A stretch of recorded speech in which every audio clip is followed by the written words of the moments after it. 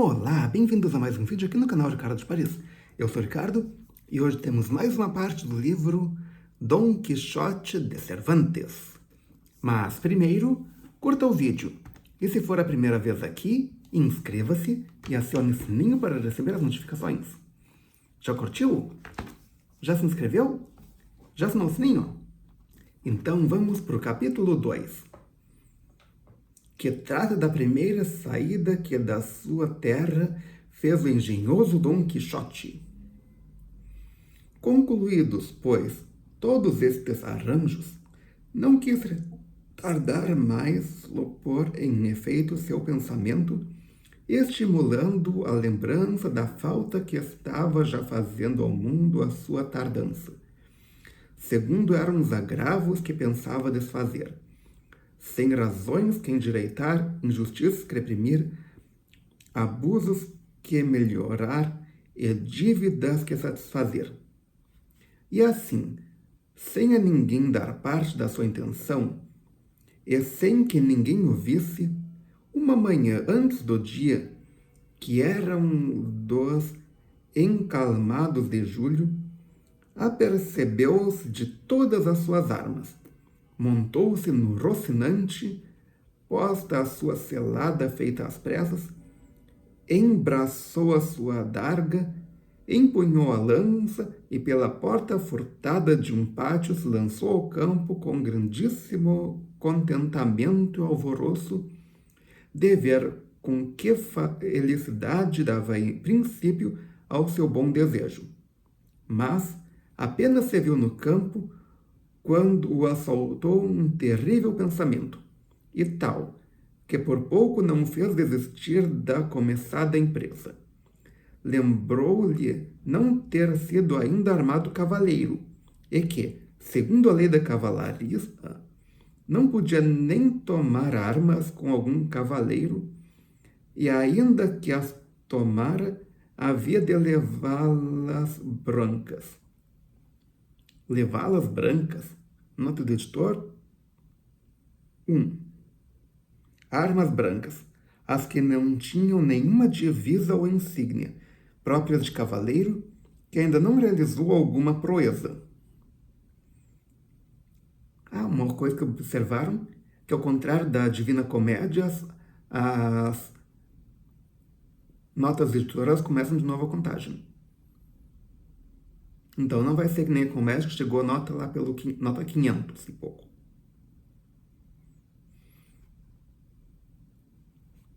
Como elevá-las brancas como um cavaleiro donzel, sem empresa no escudo, enquanto por seu esforço a não ganhar. Esses pensamentos não deixaram de lhe abalar os propósitos, mas podendo nele mais a loucura do que qualquer razão, assentou em que se faria armar cavaleiro por algum que topasse, a imitação de muitos que também assim o fizeram, segundo ele tinha lido nos livros do seu uso. E quanto às armas brancas, limparia as suas por modo, logo que para isso tivesse lugar que nem arminho lhe ganhasse. Com isso serenou, e seguiu jornada por onde o cavalo apetecia, por acreditar que nisso consistia a melhor avenida para as aventuras. Indo, pois, caminhando, o nosso flamante aventureiro conversava consigo mesmo e dizia: quem duvida que lá para o futuro, quando sair à luz a verdadeira história dos meus famosos feitos, o sábio que os escrever há de pôr, quando chegar a narração dessa minha primeira aventura, tão de madrugada, as seguintes frases: apenas tinha o rubicundo Apolo estendido pela face da ampla e espaçosa terra, as doiradas melanias dos seus formosos cabelos, e apenas os pequenos e pintados passarinhos com as suas farpadas línguas tinham saudado com doce e melíflua harmonia a vinda da rosada aurora que, deixando a branda cama do zeloso marido pelas portas e varandas do horizonte manchego aos mortais, que se mostrava quando o famoso cavaleiro Dom Quixote de la Mancha, deixando as ociosas penas,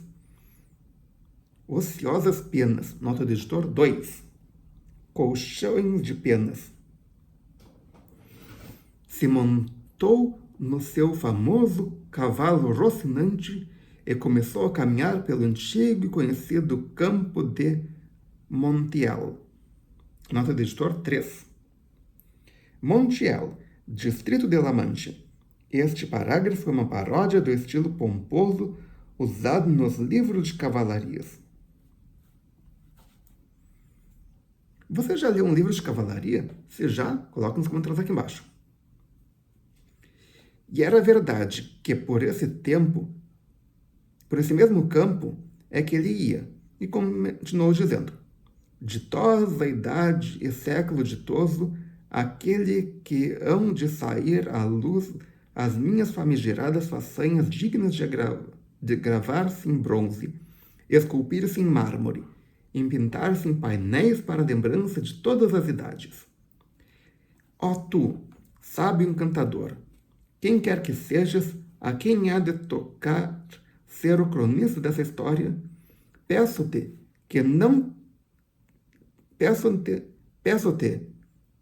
não esqueças do meu bom Rocinante, meu eterno companheiro em todos os caminhos e carreiras.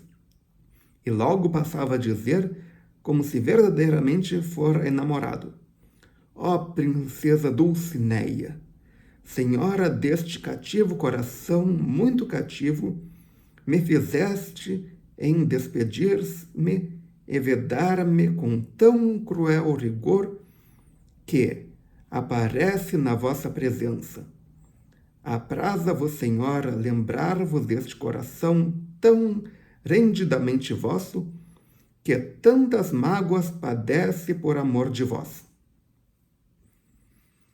E com estes ia tecendo outros disparates, todos pelo teor dos que havia aprendido nos seus livros, imitando conforme podia o próprio falar deles.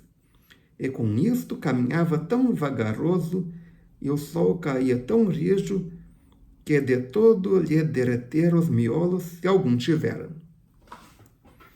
Caminhou por quase todo o dia sem lhe acontecer coisa merecedora de ser contada, com o que ele se amofinava, pois era todo o seu empenho topar logo onde provar o valor do seu forte braço.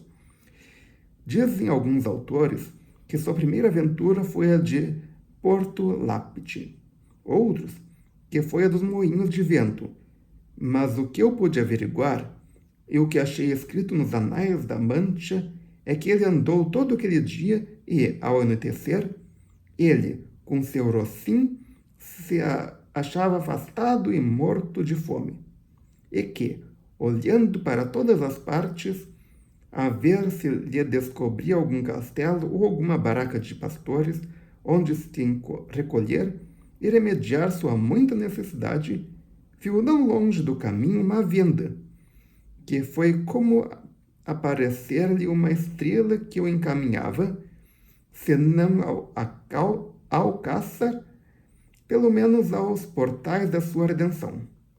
Deu-lhe pressa em caminhar, e chegou a tempo, já que a noite se ia cerrando. Achava-se acaso à porta duas mulheres moças, dessas que chamam de vida fácil, as quais se iam a Sevilha com uns arrieiros, que nessa noite acertavam de pousar na estalagem. E como ao nosso aventureiro tudo quanto pensava, via ou imaginava, lhe parecia real, e conforme ao que tinha lido, logo que viu a locanda, se lhe representou ser um castelo com suas 4 torres, e corucheus feitos de luzente prata, sem lhe faltar sua ponte levadiça e cava profunda e mais acessórios que em semelhantes castelos se debuxam. Foi-se chegando à pousada o castelo, pelo que se lhe representava, e a pequena distância recolheu as rédeas a Rocinante esperando que algum anão surgia entre as almeias a dar sinal de trombeta por ter chegado o cavaleiro ao castelo. Vendo, porém, que tardava e que Rocinante mostrava pressa em chegar à estrebaria, achegou-se à porta da venda e avisou as duas divertidas moças que ali estavam, que a ele lhe pareciam duas formosas donzelas, ou duas graciosas damas, e que diante das portas do castelo se espaireciam. Sucedeu acaso que um porqueiro que andava recolhendo de uns restolhos a sua manada de porcos, que este, sem faltar a Dom Quixote o que desejava a saber, que sem faltar a cortesia que é o nome deles, tocou uma buzina a recolher. No mesmo instante se figurou Dom Quixote o que desejava a saber, que lá estava algum anão dando sinal de sua vinda. E assim, como estranho contentamento, chegou a venda e as damas. Elas, vendo acercar-se um homem daquele feitio com lança e adarga, cheias de susto, já se iam acolhendo à venda. Quando Dom Quixote, conhecendo o medo que as tomara, levantando a viseira de papelão e descobrindo o semblante seco e empoeirado, com um tom mais ameno e voz mais repousada, lhes disse: Não fujam, vossas mercês, nem temam desaguisado algum, porquanto a ordem de cavalaria que professo a ninguém permite que ofendamos, quanto mais a tão altas donzelas, como se está vendo que ambas sois.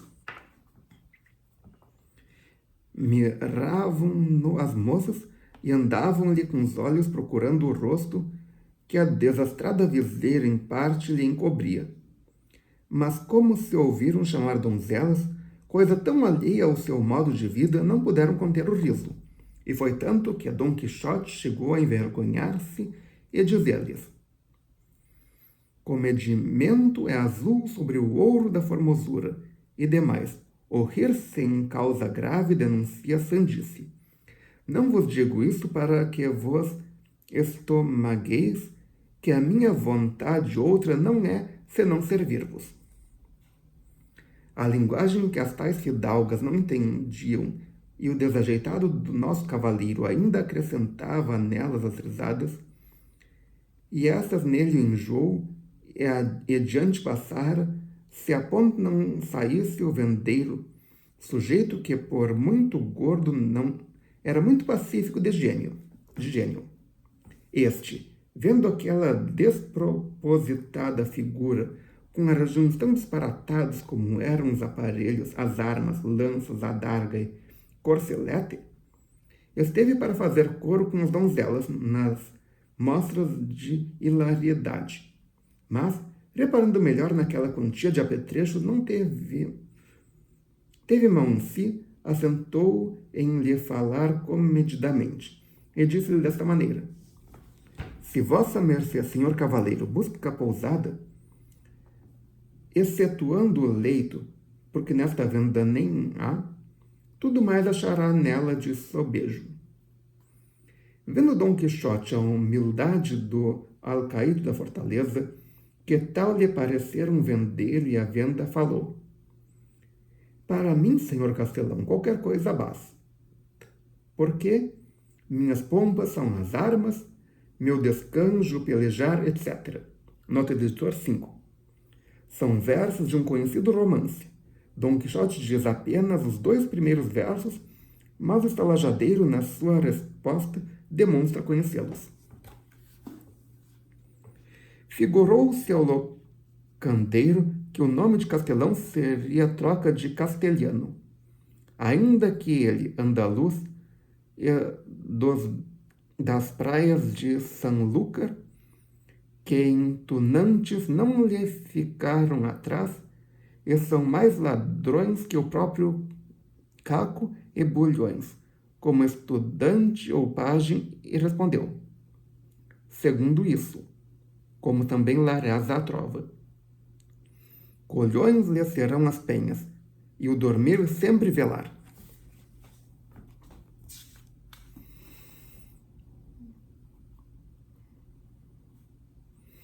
E assim sendo, pôde muito bem apear-se com a certeza de achar nesta choça ocasiões para não dormir em todo um ano, quanto mais uma noite.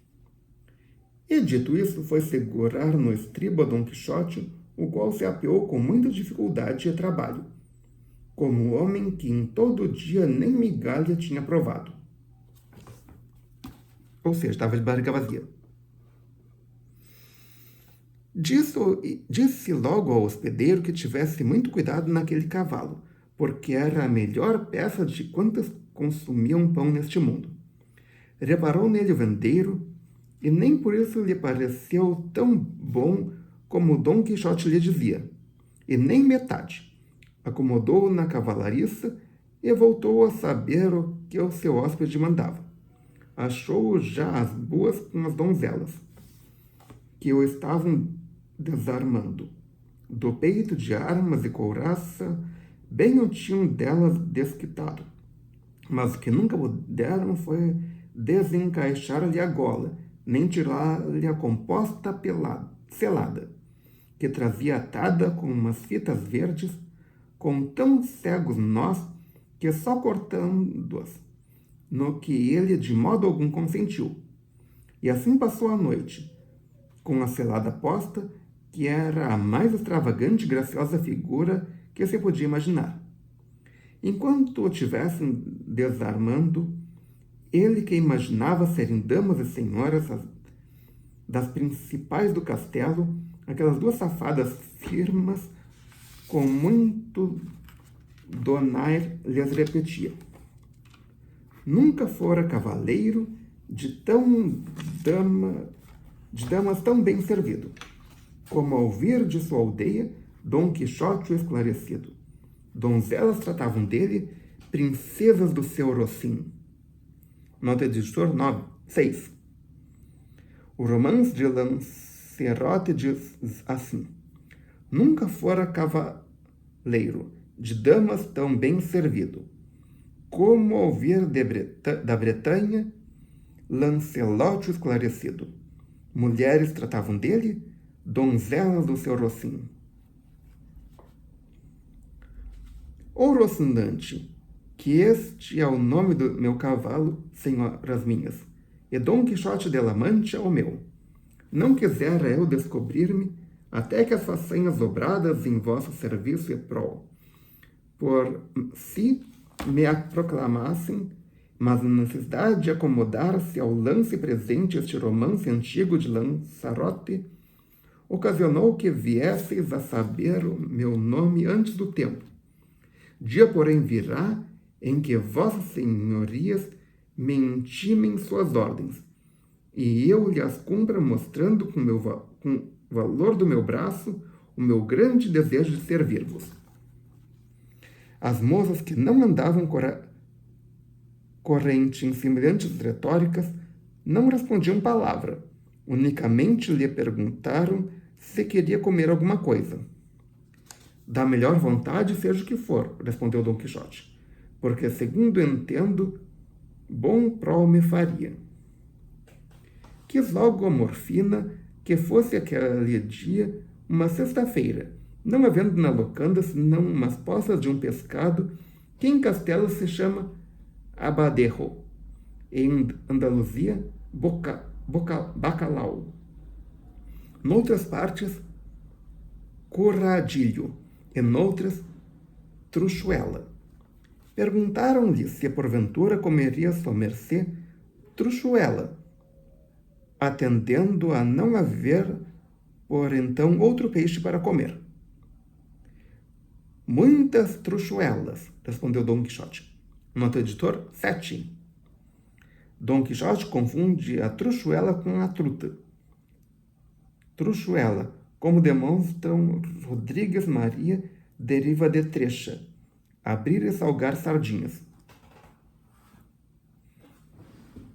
Muitas truchuelas, respondeu Dom Quixote, que são diminutivos, somarão uma truta. Tanto me vale que me deem 8 reais regados como em miúdos. E quem sabe se as tais trouxuelas não serão como a vitela, que é melhor do que a vaca, como o cabrito é mais saboroso que o bode? Seja, porém, o que for, venham logo, que o trabalho e peso das armas não se pode levar sem o governo das tripas. Ou, como dizem atualmente, intestino. Puseram-lhe à mesa a porta da venda para estar mais à fresca, e trouxe-lhe o hospedeiro umas porções do mal remolhado e pior cozido bacalhau, e um pão tão negro que é de tão macarra como as armas de Dom Quixote. Pratinho para boa risota era vê-lo comer, porque tinha posta a selada e a viseira alçada. Não podia meter nada para a boca por suas próprias mãos. E por isso uma daquelas senhoras o ajudava em tal serviço. Agora, o dar-lhe de beber é que não foi possível, nem jamais seria se o vendeiro não furara os ilhós de uma cana e, metendo-lhe na boca uma das extremidades dela, se não vazasse pela outra o vinho. Com tudo aquilo, se conformava o sofrido fidalgo, só por se lhe não cortarem os atilhos da selada.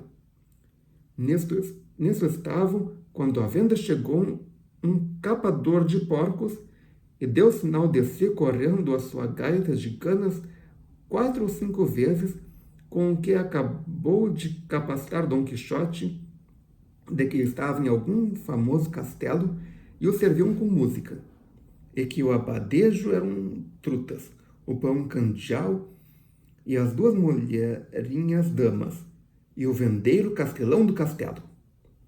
E com isso dava por bem empregada a sua determinação em saída.